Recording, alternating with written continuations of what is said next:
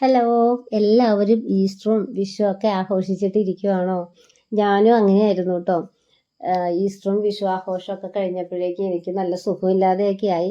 Rest ഇല്ലാതെ ജോലിയൊക്കെ എടുക്കുമ്പോഴും ആരെങ്കിലുമൊക്കെ വീട്ടിൽ വിരുന്നൊക്കെ ഉള്ളപ്പോഴൊക്കെ എനിക്കിങ്ങനെ വയ്യാതെയാവും ട്ടോ. ഞാൻ മുൻപ് പറഞ്ഞിട്ടുണ്ടല്ലോ എനിക്ക് ചെറിയൊരു ഷോൾഡർ പെയിനൊക്കെ ഉണ്ടെന്ന്. അപ്പോൾ അങ്ങനെ ഇതെല്ലാം കഴിഞ്ഞപ്പോഴേക്കും മുടിയൊന്നും ശ്രദ്ധിക്കാതെ ആകെ മുടിയൊക്കെ ഡള്ളായിട്ടോ. പിന്നെ ഞാനൊരു ഹെയർ പാക്കൊക്കെ ഇട്ടിരുന്നു. അപ്പം ഞാൻ വിചാരിച്ചു ഇന്നത്തെ ഫുൾ ഞാൻ ഹെയറിൽ എന്തൊക്കെയാണ് ചെയ്തത്, എങ്ങനെയായിരുന്നു ഇന്നത്തെ ദിവസം എൻ്റെ ഹെയർ കെയർ എന്നൊക്കെ നിങ്ങളോടൊന്ന് പങ്കുവെക്കാമെന്ന് വിചാരിച്ചിട്ട് ഞാൻ ചെയ്ത കാര്യങ്ങളൊക്കെ ഞാൻ വീഡിയോ ആക്കിയിട്ടുണ്ട് കേട്ടോ. അപ്പോൾ ഞാൻ രാവിലെ തന്നെ എഴുന്നേറ്റിട്ട് വെള്ളമൊക്കെ കുടിച്ചു. ഒരു ഗ്ലാസ് വെള്ളം കുടിച്ചു.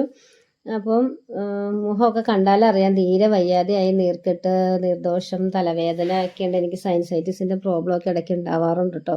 എനിക്ക് ഭയങ്കര അലർജി ഉള്ള കൂട്ടത്തിലും കൂടെയാണ്.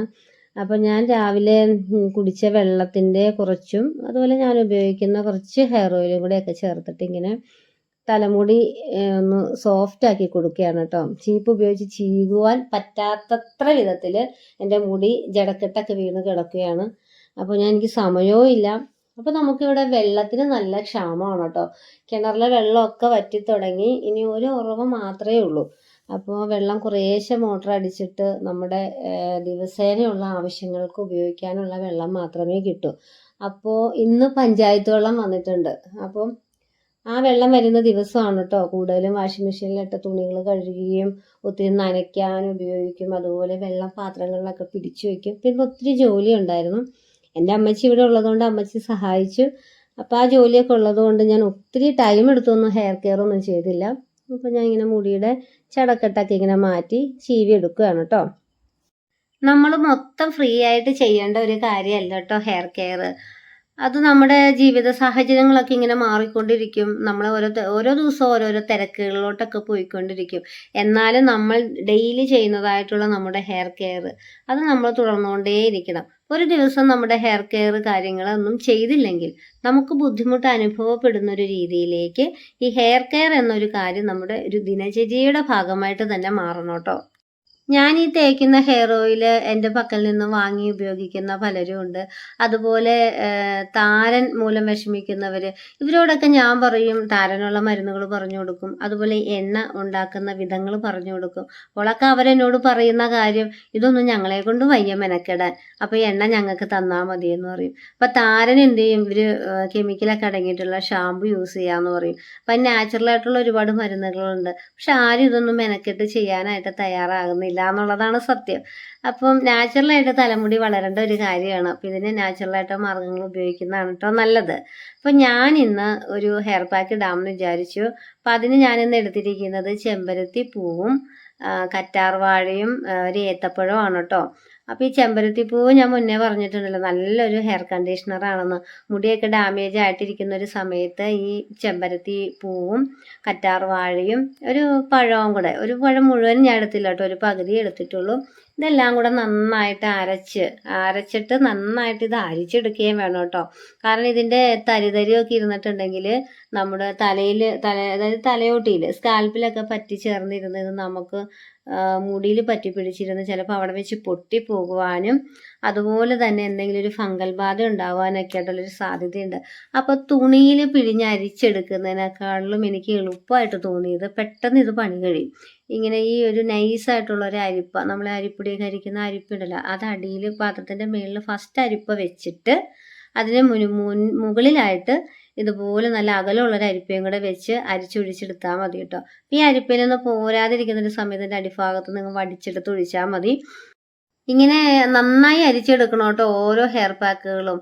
അതുപോലെ ഇത് ഇത്തിരി ലൂസായിട്ട് അരച്ചെടുക്കുന്നതാണ് നല്ലത്. അപ്പോൾ ഇത് അരിച്ചെടുക്കുവാനും അതുപോലെ കുപ്പിയിലേക്ക് ഒഴിച്ചെടുക്കുവാനും തലമുടിയിൽ അപ്ലൈ ചെയ്യുവാനും ഒക്കെ ആയിട്ട് വളരെ എളുപ്പമായിരിക്കും. അപ്പോൾ ഈ ഹെയർ പാക്കൊക്കെ ഇടുന്ന ദിവസങ്ങളിൽ നമ്മുടെ തലമുടിയിൽ അധികം ഒന്നും ഓയിൽ തേച്ച് കൊടുക്കാതിരിക്കുന്നതാണ് കേട്ടോ നല്ലത്. കാരണം പിന്നെ ഈ ഓയിൽ കളയാൻ വേണ്ടിയിട്ട് നമ്മൾ ഷാമ്പു ചെയ്യേണ്ടി വരും. അപ്പം അത് ഈ ഹെയർ പാക്കിൻ്റെ ഗുണങ്ങളെല്ലാം നഷ്ടപ്പെടുത്തും. അപ്പം അതുകൊണ്ട് ഞാനും അത് ഇന്ന് രാവിലെ അധികം ഓയിലൊന്നും തേച്ച് കൊടുത്തില്ല. കുറച്ച് ഒരു 3 ml ഒക്കെ ഓയിൽ മാത്രമേ എൻ്റെ തലമുടിയിൽ തേച്ചുള്ളൂ. ഓൾറെഡി എൻ്റെ തലയിൽ നല്ല ഓയിൽ ഉണ്ടായിരുന്നു കേട്ടോ. അപ്പോൾ ഹെയർ പാക്കൊക്കെ തേക്കുന്നതിൻ്റെ തലേ ദിവസം നന്നായിട്ട് ഓയിൽ ചെയ്ത് കുളിക്കാൻ നോക്കുക. ഹെയർ പാക്ക് ഇടുന്ന ദിവസങ്ങളിൽ ഓയിൽ കുറച്ചിടുക. അപ്പം ഇതെല്ലാം നമ്മളൊരു കണക്കൂട്ടലിൽ വേണം പോകുവാനായിട്ട്.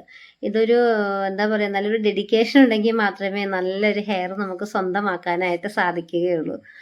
അപ്പോൾ ഈ ഹെയർ പാക്ക് നന്നായിട്ട് നമ്മുടെ തലമുടിയിലൊക്കെ നന്നായിട്ട് തേച്ച് പിടിപ്പിക്കുക കേട്ടോ. സ്കാൽപ്പിലും തേച്ച് പിടിപ്പിച്ചു. ഇനി തലമുടി ഇങ്ങനെ ഒരു പാർട്ടീഷൻ ചെയ്തിട്ടിട്ട് ഓരോ ഭാഗങ്ങളായിട്ട് എടുത്ത് മാറ്റിയതിന് ശേഷം നന്നായിട്ട് ഇങ്ങനെ തേച്ച് കൊടുക്കാം കേട്ടോ.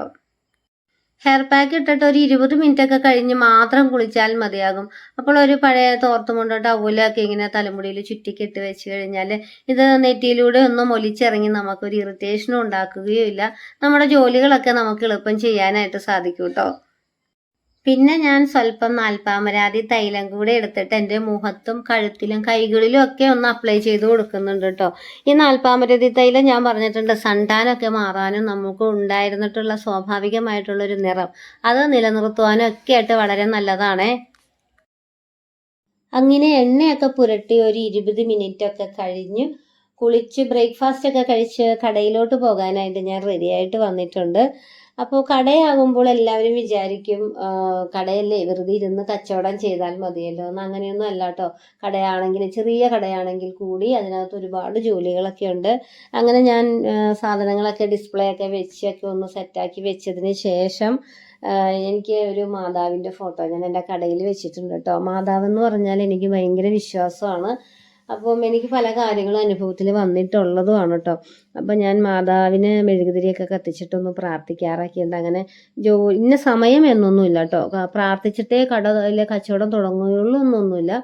അപ്പോൾ ഞാനിങ്ങനെ എൻ്റെ പണികളൊക്കെ ഒന്ന് ഒതുക്കി ഫ്രീ ആയതിന് ശേഷം മാത്രമാണ് കേട്ടോ ഒന്ന് തിരി കത്തിക്കുകയും ഒന്ന് പ്രാർത്ഥിക്കുകയും അത് കഴിഞ്ഞൊന്ന് വേദപുസ്തകമൊക്കെ വായിക്കുകയൊക്കെ ചെയ്യുന്നത്.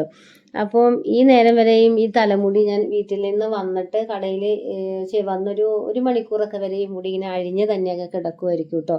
അപ്പോൾ ശരിക്കും ഉണങ്ങിയതിന് ശേഷം ഞാൻ പിന്നെ എൻ്റെ സമയം പോലെയൊക്കെ കടയിൽ ആളില്ലാത്തൊക്കെ ഒരു സമയം നോക്കി ഞാനതൊന്ന് ഉടക്കൊക്കെ ഒന്ന് നിവർത്തി കൊടുത്തിട്ട് മെടഞ്ഞിടും. അപ്പോൾ ഇത് ജടക്കെട്ടൊന്നും ഇല്ലാതെ ഇങ്ങനെ കിടക്കും കേട്ടോ. എന്നാൽ നമ്മൾ അഴിച്ചിട്ടുകൊണ്ടിരുന്നാലാണ് ജടക്കെട്ടുണ്ടാവുക.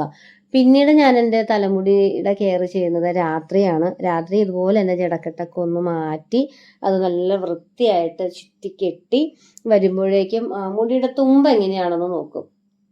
സാധാരണ മുടിത്തുമ്പാണ് ഇങ്ങനെ ഡ്രൈ ആയിട്ട് കിടക്കുക. ഇങ്ങനെ മുടിത്തുമ്പ് ഡ്രൈ ആയിട്ട് കാണപ്പെടുമ്പോൾ ഞാൻ രാത്രി ചെയ്യുന്ന കാര്യം എന്താണെന്ന് വെച്ച് കഴിഞ്ഞാൽ രാവിലെ ചെയ്യുന്നത് പോലെ തന്നെ ഒന്നുകിൽ കുറച്ച് കുടിക്കാൻ വെച്ചിരിക്കുന്ന കുറച്ച് വെള്ളവും ഒരു 2 ml ഹെയർ ഓയിലൂടെ ചേർത്തൊന്ന് മസാജ് ചെയ്ത് കൊടുക്കും കേട്ടോ. ഇന്നിപ്പോൾ ഞാൻ ഹെയർ ഓയിൽ മാത്രമാണ് എടുത്തിട്ട് മസാജ് ചെയ്യുന്നത്. ഇങ്ങനെ ചുറ്റിക്കെട്ടി വയ്ക്കും. അപ്പോൾ ഇതായിരുന്നു ഇന്ന് ഞാൻ ചെയ്ത എൻ്റെ ഹെയർ കെയർ, മൊത്തത്തിലുള്ള ഹെയർ കെയർ. അപ്പോൾ ഇന്നത്തെ വീഡിയോ ഇഷ്ടമായെങ്കിൽ എല്ലാവരും ലൈക്ക് ചെയ്യണേ. ചാനൽ സബ്സ്ക്രൈബ് ചെയ്ത് കാണാൻ മറക്കരുതേ. താങ്ക്